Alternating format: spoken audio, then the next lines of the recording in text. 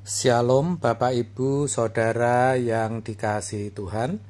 Seri pengajaran hari ini berjudul Allah bisa dicapai dan ditemui. Saudara, kalau kita mau perhatikan dengan sungguh-sungguh, dunia saat ini semakin tidak nyaman untuk dihuni. Semakin banyak ancaman dan bahaya.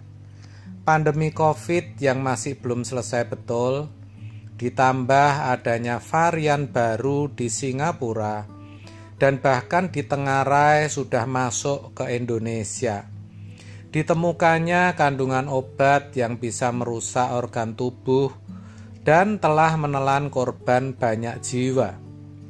Perang Ukraina-Rusia yang masih belum reda, belum lagi kejahatan manusia yang semakin berani. Merampok secara terang-terangan, membunuh orang seenaknya, dan masih banyak lagi. Itulah dunia kita saat ini. Namun demikian, kasih setia, kuasa, dan penyertaan Tuhan tidak pernah berubah, saudara. Maka kita harus bisa mempercayai pribadinya. Itu tidak mudah, karena Tuhan bukan saja tidak kelihatan, tetapi juga tidak jarang Dia seperti tidak ada, senyap. Sudah lama berdoa tapi tidak ada jawaban. Sudah minta dengan sungguh-sungguh, puasa lagi, tapi Tuhan tidak kabulkan. Keadaan seperti itu bisa menimbulkan rasa marah, kecewa, dan putus asa, walau memang tidak diungkapkan. Kalau kita peka akan diri kita, ada loh muncul perasaan-perasaan yang sepertinya mau protes, dan bukannya menerima serta bersyukur atas apa yang kita alami. Jadi, mari saudara, kita belajar untuk mengenal Allah secara benar dan menghayati keberadaannya dengan sepenuh hati. Sekali lagi memang tidak mudah, tapi mari kita belajar. Belajar mengasihi Dia dengan segenap hati, segenap jiwa, dan segenap akal budi, seperti dituliskan dalam Matius 22 ayat 37. Saudara, ketika kita mengasihi Dia dengan sungguh, kita akan bisa mencapai dan menemukan Dia. Memang Allah kadang seperti hilang dan harus kita temukan.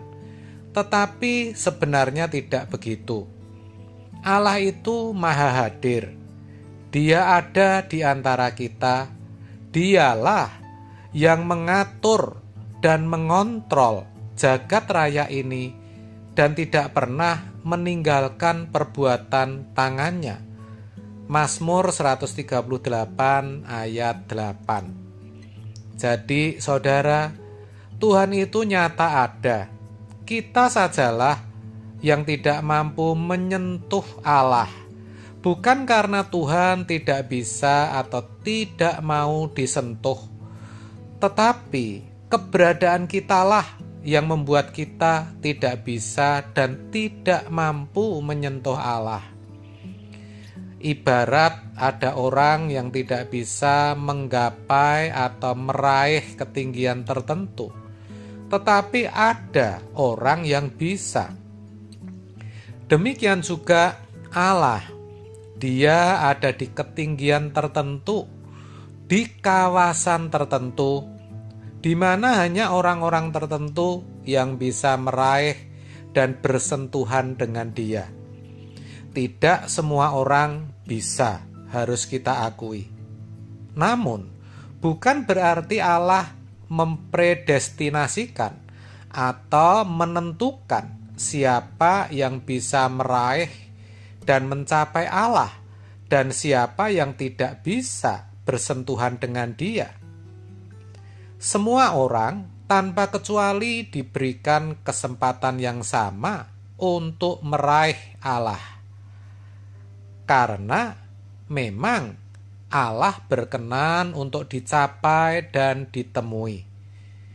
Dituliskan dalam Yeremia 29 ayat 13 sampai 14 bagian A demikian. Apabila kamu mencari aku, kamu akan menemukan aku. Apabila kamu menanyakan aku dengan segenap hati, aku akan memberi kamu menemukan aku. Demikianlah firman Tuhan. Akhirnya, saudara, tergantung tiap-tiap kita, tiap-tiap orang, apakah ia sungguh-sungguh ingin meraih dan bersentuhan dengan Allah, sungguh-sungguh ingin menggapai Allah atau tidak. Meraih Allah itu bukan suatu karunia. Jadi, jangan pernah berpikir kita tidak diberi karunia untuk menemukan Allah. Itu penyesatan dan tipu muslihat iblis. Orang yang disesatkan oleh kuasa kegelapan seperti itu akan merasa tidak berdaya untuk mencapai Allah dan selalu merasa tidak berdaya dan merasa tidak akan pernah bisa. Yang lebih parah, berpikir bahwa hanya orang tertentu yang bisa meraih dan bersentuhan dengan Allah, karena Allah yang menentukan. Itu salah, tidak benar. Jadi, kalau Allah tidak bisa digapai atau diraih semua orang, itu karena Allah memiliki standar atau tatanan. Pertanyaannya, apa standarnya? Standarnya adalah kekudusan. Allah itu kudus. Maka yang bisa mencapai Dia hanyalah orang yang hidupnya kudus. Yesaya 59 ayat 2 mengatakan, "Tetapi yang merupakan pemisah antara kamu dan Allahmu ialah segala kejahatanmu. Dan yang membuat Dia menyembunyikan diri terhadap kamu sehingga Ia tidak mendengar ialah segala dosamu." Jelas bukan? Penyebabnya adalah kejahatan dan dosa kita. Saudara, di tengah keadaan yang makin bahaya ini, perlindungan yang teguh dan sempurna hanyalah ketika kita berjalan bersama Tuhan. Dan itu bisa dicapai, bisa diraih, bisa dialami kalau kita mau. Bukan Tuhan yang menentukan. Sebaliknya, justru Allah selalu membuka diri untuk ditemui.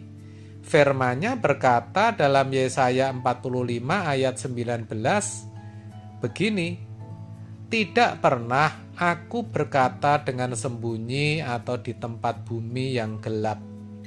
Tidak pernah aku menyuruh keturunan Yakub untuk mencari aku dengan sia-sia. Aku, Tuhan, selalu berkata benar, selalu memberitakan apa yang lurus." Jadi, apapun yang menjadi masalah saudara, hanya ada satu cara untuk menyelesaikannya. Apa itu? Kekudusan. Dan itu harus kita latih dengan tekun setiap hari. Karena kekudusan merupakan satu proses panjang dan bukan sesuatu yang bisa diperoleh begitu saja secara instan atau dengan cara-cara yang ajaib. Tetapi melalui perjuangan kita secara tekun setiap hari, setiap saat. Itulah sebabnya mari kita membiasakan diri melatih hidup kita untuk ambil bagian dalam kekudusan Tuhan, supaya kelak kita beroleh selamat. Amin. Tuhan Yesus memberkati.